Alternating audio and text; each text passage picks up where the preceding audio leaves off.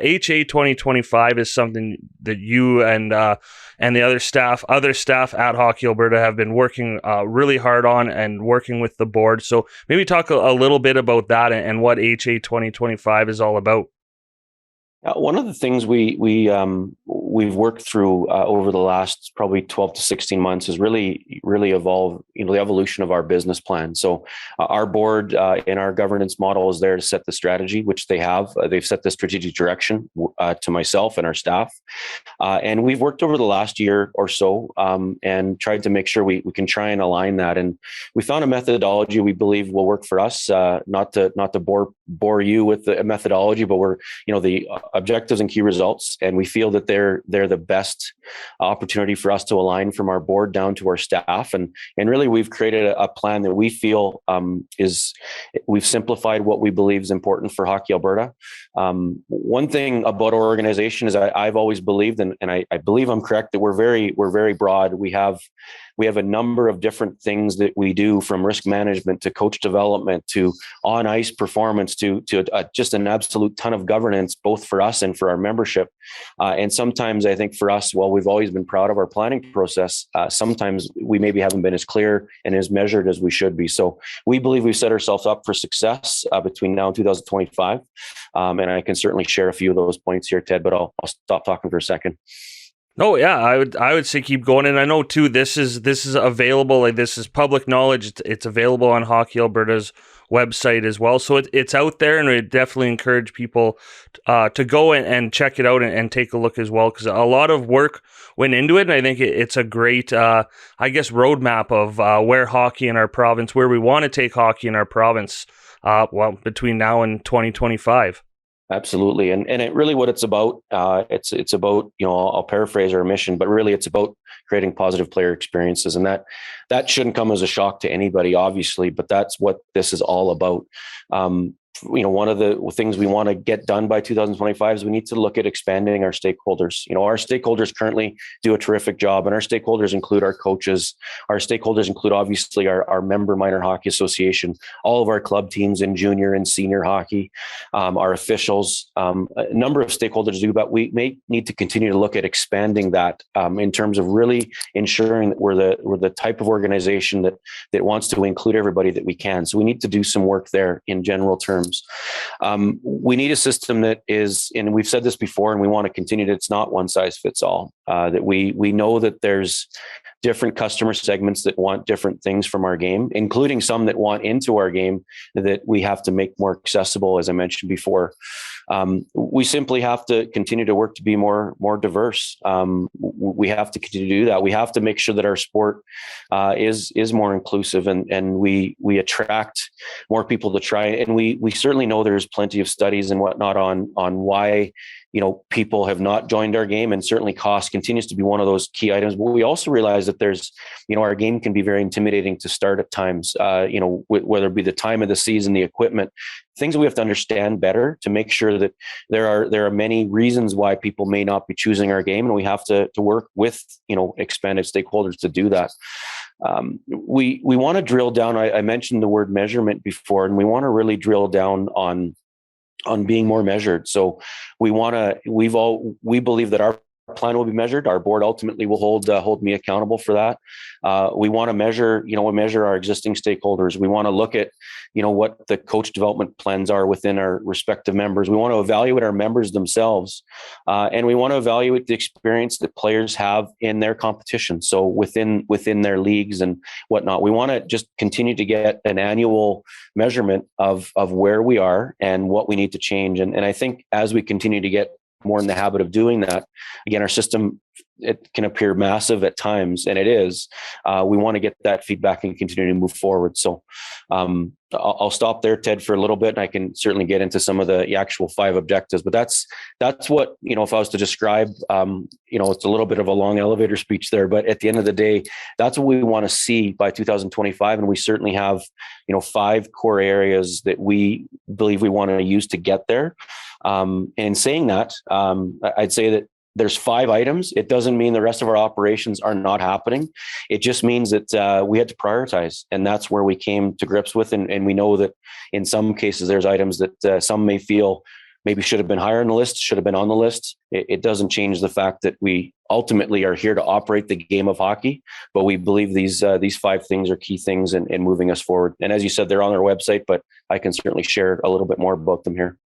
Yeah, I would say go ahead and share. I know it's a very extensive plan. I think if it wasn't, if it was a 2.2 line plan, then I think maybe people would be thinking, oh, that's not really looking towards the future. So it is really extensive, but yeah, I would say hit on those 5 key objectives, and I guess best you can kind of Cole's notes those. Sure. No, absolutely. And they are available on our website. I think shout out Ted to you and the entire Marcom department of the ability for us to probably do as good of a job as we've ever done at sharing these. And we know that in sharing them, there'll be people that fully agree with where we're going, and there'll be some that there might be some controversial points in there as well. And that's all good. And that was intended for us to make sure we show where we want it to go. First one, and again, these aren't in any real, they're more A, B, C, D, E, F, or I guess E, in terms of the 5. But, we want to focus on our leagues and competition. We've done continue to do a much better job of aligning. But we know that when you think of what I said off the top, which is these are all about trying to ensure we maintain and or improve the player experience. I'll put my parent hat on for a second. You certainly go through a system of, you do your tryouts and you do all the things you need, but then you form into your team and you settle in. That's where arguably your experience is for most of the season. We want to make sure that we know that the experience you have in your competition, meaning your league competition, wherever that is in the province, that's a huge part of your overall experience. If that league operates and administrates and communicates well, your experience tends to be very strong. So we want to continue to work with our leagues to do that. We have some, we've had we believe a lot of success in some of the provincial models around our AFHL first off, leading the way, and now our AEHL. But we believe, and we're looking into, what we can do provincially within our U13 and U11 models as well. Something that we perhaps haven't done in the past from a provincial standpoint. Not easy work, has not been easy work to date, but a lot of work to go. Something I won't stray away from, but it's on our plan as well, is we believe that we do have to look at how our boundary structure works within hockey. And, I've been careful in terms of the words I've used there in terms of look at it. We don't know what the end result is. However, we do know that our customer segments are looking at different options, and we have to make sure we look at all of them. So that work will begin in the next little while as well. Our second one is focusing on our minor hockey associations. We need to do that. They're the heart of where hockey happens, and we know that there's a lot of work there. The last 2 years have shown us that it's been incredibly difficult at that level, and they've shown up more than ever before in terms of being able to deliver the game. And that's, we have just, the heart of the volunteer and a number of the professional staff that are in many of our associations is, just unrivaled, I believe. And we know that with good associations, we'll make good situations, good recruitment opportunities, and they'll do a great job. So we think that that's just an important part. And I mentioned earlier about the ability to assess and really review who's doing some great things out there. Can we pilot those things in different parts of the province? And that, but a huge stakeholder for us and a huge part of our, of our 5-piece plan. This will not shock anybody, but continual priority on our coaches. A great, and once again, tying back into why, because a great coach makes a great experience for the players. We all know that. We have a huge system. We have, over 3,000 hockey teams in our province. Every one of them is their own living, breathing life form, often with significant leadership from the coach and obviously the manager too. But our coach has the ability to truly impact the experience in a very positive way.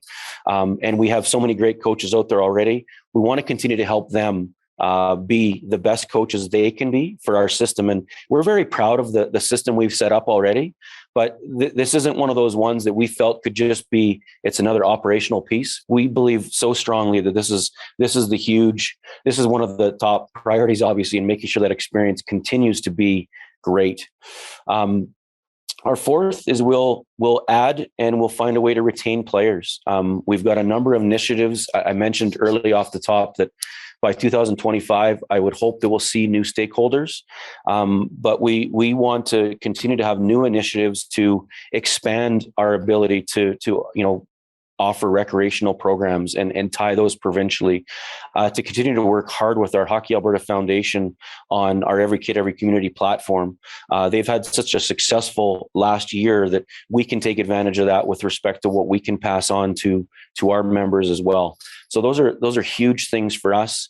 We have an initiative that we want to start in terms of, we've heard for years that, and I think some of us have seen it in practice, that sometimes there are hockey players in our system that maybe they change why they want to be in the game when they turn 13, 14.